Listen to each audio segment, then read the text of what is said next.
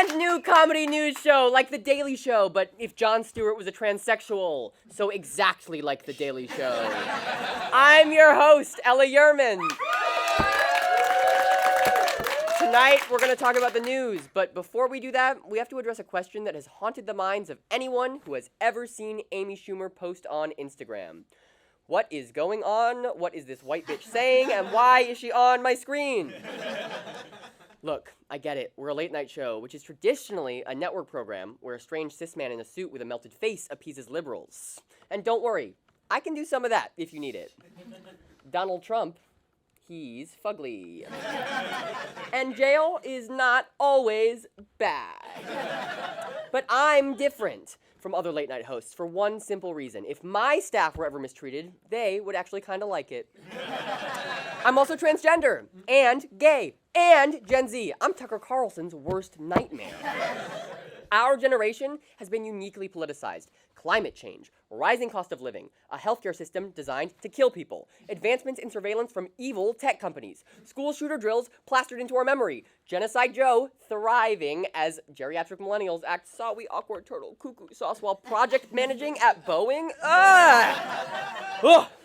Things are so bad for us as a country that me being trapped in the studio and chained to the desk feels like more of a social safety net than most people have. Like, I'm here. I won't leave, and I think this desk has termites, so I'm basically a homeowner. As part of the generation that has to actually inherit the consequences of everyone else's decisions, we have a sense of urgency, and that's why we're doing this. Every 4 weeks. For right now, until we get funding from the Koch Foundation and totally sell out. And then I'll pay my writers. But, actually, a slower production cycle lets us spend more time going in-depth on what's important. Contrary to what you might see on TV, having informed opinions takes time, and we want to do it well. We're not in the business of 30-second takes. We leave that to the experts, middle-aged pundits on CNN, to answer questions like, how fascist is too fascist? And should leftists who criticize Joe Biden be placed on a torture instrument and stretched out like taffy? Or should we just put bugs in their shirts? And now, before I continue sounding like one of those billionaires who drinks blood, here's what's been happening in the last couple of weeks. An NYPD officer lost part of his left finger after a suspect of reckless driving bit him, proving that the only thing that can stop a good guy with a gun is a weird little guy with a strong mouth. Florida State Representative Angie Nixon begged on the floor for a Gaza ceasefire, asking how many dead Palestinians will be enough. In response, Florida Representative Michelle Salzman shouted, all of them. With this comment, Salzman brings home first prize in the most deranged, bloodthirsty Floridian contest, narrowly beating out guy who ate a man's face, and also guy who threw an alligator through a Wendy's drive-thru, and also Matt Gaetz. The video chat website Omegle shut down this week after 15 years. Now where will 12-year-olds go to get groomed? All that's left is school, and church, and sports, and church, and Drake's DMs. Earlier this month, the Biden administration unveiled a national strategy to counter Islamophobia. The main safety measure is to ask American Muslims to please wait on getting hate crimed until after visiting the polls in 2024. A new policy could prohibit Chicago police officers from joining hate groups. But we feel unsafe everywhere else, said a cop, while throwing a rape kit into a blender and tasing your grandma. Patrick Dempsey was named People Magazine's 2023 Sexiest Man Alive, which I feel kind of overshadows the fact that I won People Magazine's 2023 Sexiest Woman Alive who's been hit by a car 12 times. That's a real accomplishment. A Brooklyn bar is allowing patrons to practice being a DJ, forcing bar employees to practice living through hell. Snoop Dogg announced that he has quit smoking after realizing that pot is a gateway drug to somehow having 5,000 jobs. South Carolina Senator Tim Scott abruptly ended his 2024 presidential bid, shocking even his campaign staff, because they thought that after 6 weeks in Iowa, you have to carry to term. A new report shows many Democratic lawmakers are ignoring phone calls demanding a ceasefire in Gaza. After learning that calls will likely go to voicemail instead of reaching a person, millennials have started calling way, way more. Moving on to our first story tonight. Arraignment hearings began last week for nearly 24 protesters indicted on RICO charges in Atlanta. To give us some background on this issue, please welcome revolutionary pundit Olafemi Z.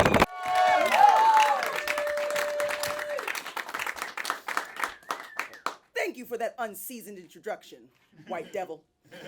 On September 5th, Fulton County, Georgia prosecutors brought state RICO charges against 61 people protesting the construction of Cop City, a $90 million tax-funded police training facility the Atlanta Police Department plans to build over 85 acres of Weolani forest land. Can you explain what RICO is? I'm getting to it, Vanilla Vulture. Calm your titties. RICO is the Racketeering Influence and Corrupt Organizations Act, a federal law enacted under Nixon in 1970, allegedly meant to target the mafia, but because the law focused primarily on patterns of behavior rather than criminal acts, it can and has been applied very broadly. The Stop Cop City movement is a decentralized group of activists working to prevent the construction of the police facility. Some camp out on the land and some collect signatures, fundraise, and pass out flyers. These are all common tactics for voicing dissent, and they're protected under the First Amendment. But they're cited in the indictment as overt acts of conspiracy. And reading the indictment is insane. It calls terms like mutual aid, solidarity, and collectivism dangerous jargon embraced by anarchists to maintain loyalty. These words basically mean sharing and togetherness. If that's dangerous jargon, then the Care Bears are a terrorist organization. The charges themselves are insane. People charged with conspiracy for sending $38.66 for kitchen materials. Imagine being brought up on federal charges for a DoorDash order. Hey, I mean, maybe that's what it'll take to cut down on my food budget. You think this shit is a joke, Mayo Monkey? No, I'm sorry. How can a grand jury choose to prosecute based on this? Because grand juries aren't juries. They're tools of the carceral state. Okay, but you called our sound guy a tool of the carceral state earlier. You're damn right I did. F*** you, Jeff. The grand juries are worse. They're groups of people selected in secret, led by prosecutors, and not screened for bias or prejudice like trial jurors. In fact, the only two countries that still use the grand jury system are the U.S. and Liberia. Are you saying we should abolish the grand jury system? What I'm saying, Winter Wallaby, is f*** the grand jury system, f*** these prosecutors, and f*** 12. This is a matter of life and death. In January of this year, 26-year-old forest defender Manuel Tortuguita Tehran was murdered by Georgia State troopers during a multi-agency raid on the Defend Atlanta Forest encampment.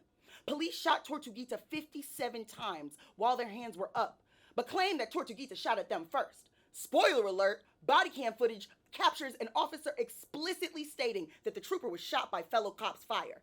And an independent autopsy showed that Tortuguita was shot sitting in a meditation pose and found no gunshot residue on their person. God, that's horrifying.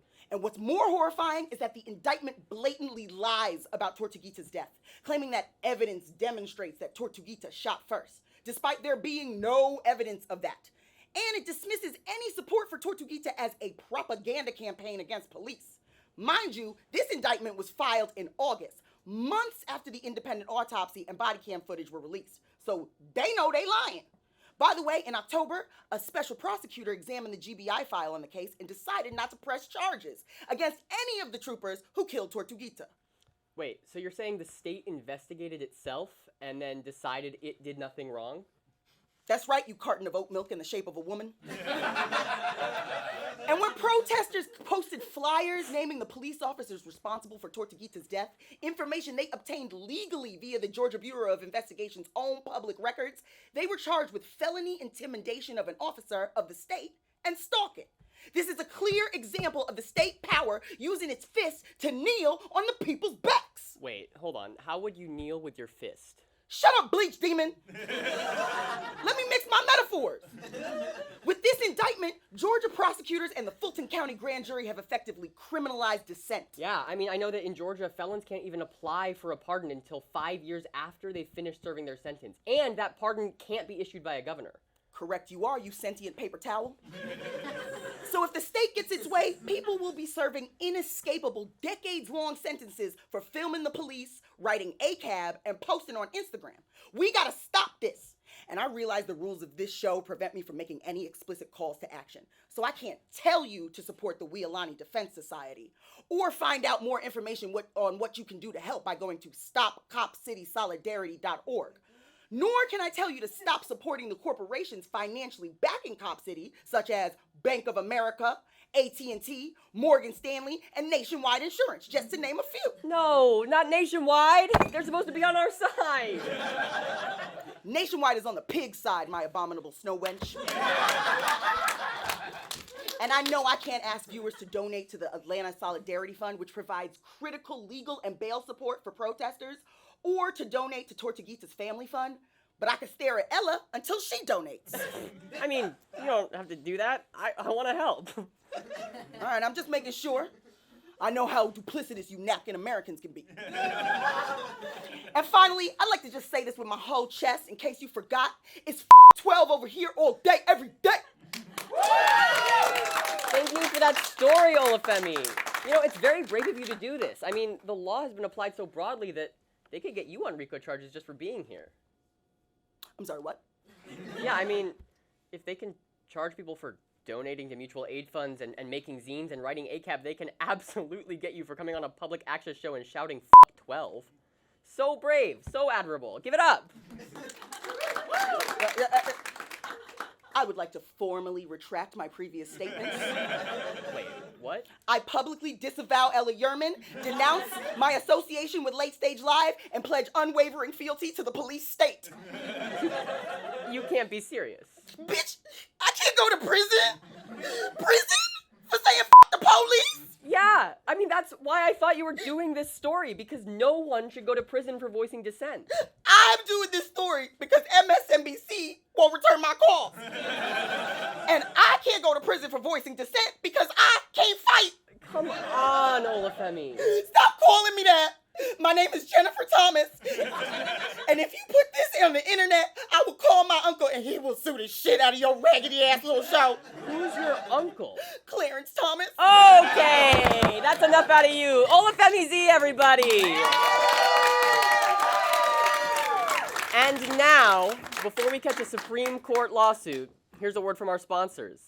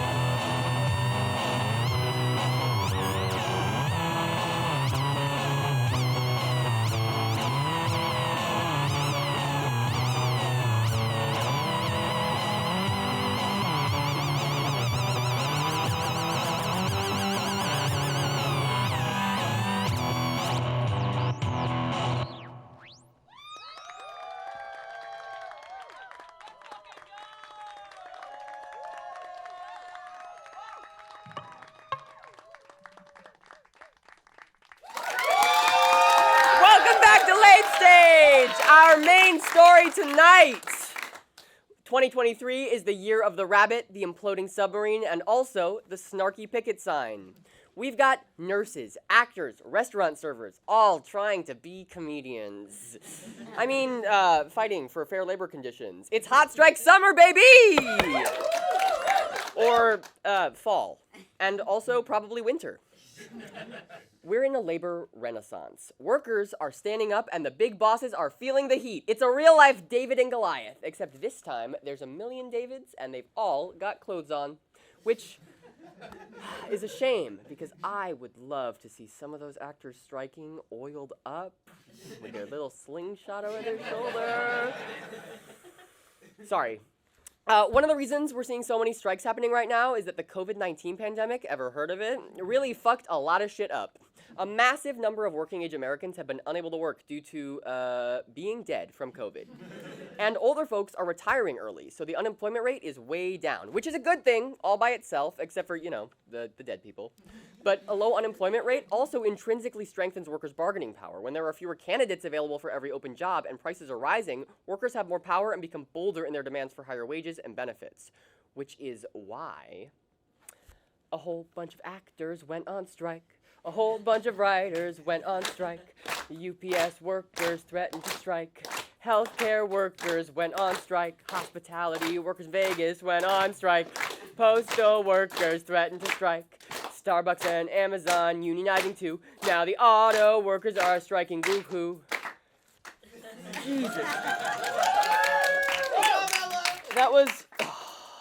I can't believe you guys made me do that! That was not funny. If I was paying you, I would cut your salaries. Anyway, the point is, a lot of striking, everywhere. The WGA and SAG strikes have gotten a lot of press because they include fancy people who can provide a lot of visibility, and it's exciting to see Tom Cruise talk about anything other than Scientology and riding a motorcycle off a cliff. That is good shit, baby! But so many people are fighting for better labor conditions. Grad students are on strike. Steel workers are on strike. My general sex appeal has been on strike since 1998. Hey. Ben Affleck used to be on strike from Bennifer, but after years of negotiations, they are so back. For nearly half a century, the balance of power between workers and employers has been tilted toward the employer, and that is finally starting to shift. But how did we get here? Why is it happening now?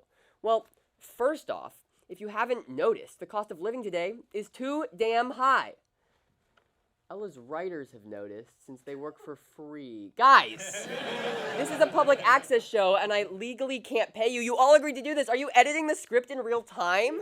Don't do that. Sorry, where was I? Right, okay. It's more expensive than ever to live on planet Earth. Moody's Analytics reports that the average family is shelling out an extra $700 a month for the same stuff they bought 2 years ago. And if that wasn't enough, the Peterson Institute tells us that 80% of wages in most industries aren't keeping up with this price hike. Kind of like how Ella can't keep up with the teleprompter. You guys! I swear to God. According to a June Bankrate survey, almost half of Americans have less than 3 months of emergency savings. Every time my wage goes up, the price of everything else goes up, and it does me no good, reports one Michigan hardware store employee who works 5 days a week and is on call at another 6 nights a week at a different job, plus side hustles. Jesus Christ! And he already has to deal with showing everyone where on the mitten he lives every time it comes up. Can this guy catch a break, please? The good news is, thanks to all this striking, CNBC says that the gap between wage growth and inflation might just squeeze itself shut by Q4 of 2024, whatever Q4 means.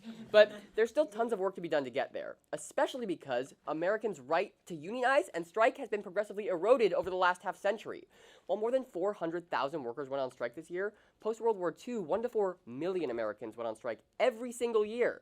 But then, in 1981, Ronald Reagan, take a shot, fired all striking air traffic controllers, who he labeled as disloyal, sending a message that employers could permanently replace striking workers. This move paved the way for conservatives and corporations to demonize unions and strike fear into the working class over the next several decades.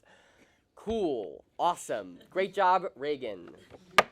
Soon after, court rulings like right-to-work laws led to a huge plunge in union membership, and as union membership declined, income inequality increased, and Michigan hardware store workers have to work 14 nights a week just to live.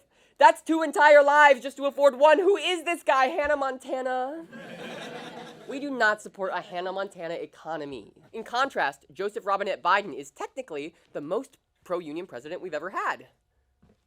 Union between his face and the ground, because that bitch stay falling. A union between his face and plastic surgery. Union between his wallet and genocide. Get off the stage. Get off. Jesus Christ. Yeah. My writers, everyone. Okay.